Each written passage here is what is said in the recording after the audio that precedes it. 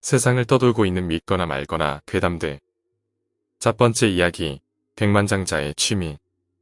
비구상 예술품에 취미를 들인 백만장자가 있었다. 그는 괴상한 추상화나 뭘 말하는지 알기 힘든 조각품 따위를 비싼 값에 사들였다. 그는 자기 집 정원을 그런 조각품들로 전시했다. 그따위 알아볼 수도 없는 것에 돈을 쓰는 백만장자를 그 부인은 탐탁찮게 여겼다. 부인은 항상 백만장자의 미술품 취미를 조롱했다. 어느 날 밤 정원에서 파티가 열렸을 때 부인은 칵테일에 취해 백만장자의 예술품 수집에 대해 욕을 늘어놓기 시작했다. 부인은 웃으며 이런저런 조롱을 하다가 정원에 놓은 조각품을 손가락질했다. 그 조각품은 석고상에 구멍이 하나 뻥 뚫려 있는 알 수 없는 모양의 작품이었다. 부인은 조각품을 비웃기 위해 구멍에 자기 머리를 집어넣었다 빼었다. 그러던 중 그만 머리가 구멍에 꼭 끼이게 되었다. 아무리 힘을 써도 구멍에서 머리를 빼낼 수가 없었다. 이리저리 기울여 보기도 하고 몸을 비비꼬기도 했지만 도저히 머리가 빠지지 않았다. 부인은 당황해 발을 동동 굴렀다. 남편은 기름을 이리저리 발라보기도 하고 여러 사람이 붙잡고 조각품과 부인을 동시에 당겨보기도 했지만 꿈쩍도 하지 않았다. 그 와중에 부인은 화장실에 가고 싶어져서 안절부절했다. 사람들 앞에서 망신을 당할 게 두려웠던 부인은 남편에게 소리질렀다. 이따위 돌덩어리를 사들이는 정신 나간 짓을 할 때부터 알아봤지. 이런 돌따위 다 깨 부숴버리고 날 좀 꺼내줘요. 도대체 나예요? 돌덩어리예요? 부인이 씩씩거리면서 소리를 지르자 남편은 한참 동안 고심했다. 마침내 남자는 창고에서 소방용 도끼를 가져 오게 시켰다. 남편은 안타깝다는 표정을 한동안 짓더니 굳게 결심한 듯 눈을 지그시 감았다 떴다. 그가 도끼를 쳐들며 말했다. 사람이 귀 한쪽이 없어도 큰 지장은 없겠지. 두 번째 이야기, 실종된 여자아이. 그녀와 단둘이서만 조용한 곳에 있고 싶었던 나는 깊은 밤차를 산길로 끌고 들어갔다. 아파트 뒷산 산등성이에 있는 길이었는데도 밤이 되면 아무도 나타나지 않을 정도로 인적이 드문 깊은 산길이었다. 그런데 차를 세웠을 때 어디선가 발자국 소리가 나는가 하면 우는 소리 같은 것이 들려오는 듯 하기도 했다. 이상한 생각이 들어 좌우를 두리번 걸어보니 차창에는 맨발로 서 있는 창백하게 하얀 피부의 여자아이의 모습이 보였다. 창에 바짝 갖다 대고 그 하얀 얼굴은 기괴한 표정으로 차 안을 바라보고 있었다. 피를 흘리는 입은 이상한 발음으로 말한다. 열어줘 라며 차창을 두드리려고 하는 순간 나는 혼비백산하여 정신없이 차를 돌려 도망쳐 나왔다. 이튿날 텔레비전 아침 뉴스에서 나는 다음과 같은 소식을 듣고 미쳐버릴 것만 같았다. 실종되었던 여자아이가 오늘 새벽 산속에서 유괴범에게 살해된 시체로 발견되었습니다. 세 번째 이야기, 여학생을 괴롭히는 계모. 한 여고생이 있었다. 그녀의 생모는 정신병원에서 발작을 일으켜 죽어버렸으므로 학생의 아버지는 재혼하게 되었다. 그러던 중에 아버지마저 불의의 사고로 죽어버리고 집에서는 계모와 학생 둘만이 살아가게 되었다. 둘은 애초에 사이가 별로 좋은 편은 아니었다.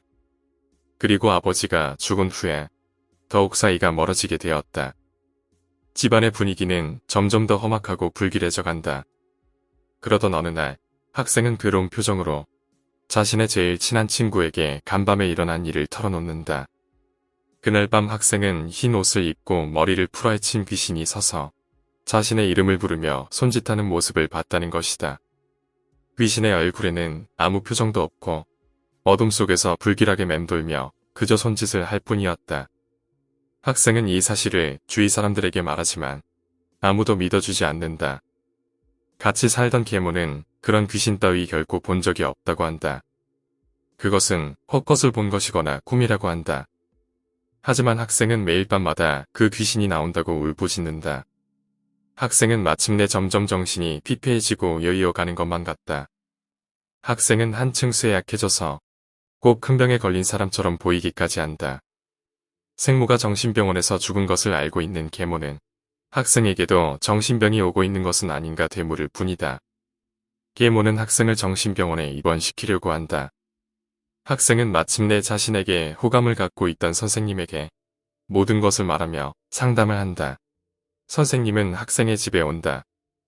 학생을 안심시킨 뒤 선생님은 혼자 집 이곳저곳을 살펴본다. 그러다가 선생님은 계모의 방, 닫힌 서랍에서 귀신 복장을 할 때 사용하는 가발과 흰 소복을 발견한다.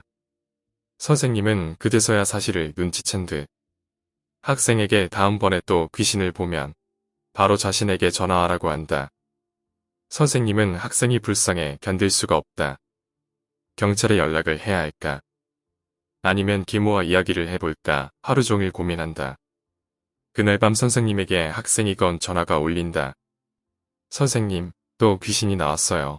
제가 귀신을 죽여버린 것 같아요. 피를 막 흘려요. 떨리는 목소리로 전화 통화를 한 학생. 전화를 끄는 학생은 선생님이 오고 있는 동안 자신이 방금 앞질러 죽인 곤히 잠자고 있던 계모에게 자기 손으로 귀신 가발을 씌우고 소복을 입힌다. 정당방위로 위장해 계모를 죽이려고 이 모든 일을 꾸몄던 학생은 흉측한 귀신의 가발을 손에 든 채 깔깔거리며 웃는다. 네 번째 이야기, 통조림 이야기. 나는 통조림을 뜯었다. 안에는 처음 본 이상한 고기가 들어있다. 껍질 같은 것에 포장되어 있다. 무척 맛있어 보인다. 나는 손으로 찢어서 맛있게 먹었다. 맛있다. 정말 맛있다. 정신없이 다 먹었다. 다 먹고 보니 나는 내가 어떤 갑갑한 곳에 갇혀있는 것을 깨닫는다. 굳건한 금속으로 봉쇄된 좁고 숨막히는 공간. 아무래도 여기는 통조림 속인 듯하다. 그리고 나는 누군가 내가 갇혀있는 통조림을 뜯는 소리를 듣는다. 5번째 이야기, 아내의 불륜. 몸이 좋지 않은 홀어머니를 모시고 사느라 긴 시간 고달프게 지낸 한 남자가 있었다. 오랜 시간 열심히 일한 결과 남자는 중년이 되어서야 안정된 삶을 살 수 있게 되었다. 고생의 값인지 남자는 누구에게나 친절하고 누가 봐도 아름답다고 생각할 만한 여자와 결혼해 행복하게 지내게 되었다. 그런데 남자는 자신이 정자 숫자가 적어서 자연적인 임신의 확률이 무척 낮다는 진단을 받은 적이 있었다. 말 그대로 남자와 그 아내 사이에는 오랫동안 아이가 없었다. 그러던 어느 날 아내는 임신을 하게 된다. 물론 남자는 처음에는 정말 기뻐했다. 하지만 차츰 아내가 바람이 난 것이 아닌가 의심하게 된다. 남자는 자신의 집에 종종 놀러오던 직장 상사를 떠올리게 된다. 돌이켜보니 나이 많은 상사는 이상하게도 자신의 집에 자주 왔다는 생각이 들었다. 가만히 관찰해보면 평소에도 상사가 자신에게 무엇인가를 숨기고 있다는 생각도 하게 되었다.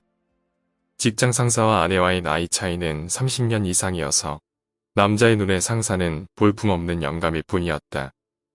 남자는 그저 분류를 상상만 해도 속이 뒤집혀 버릴 것만 같았다.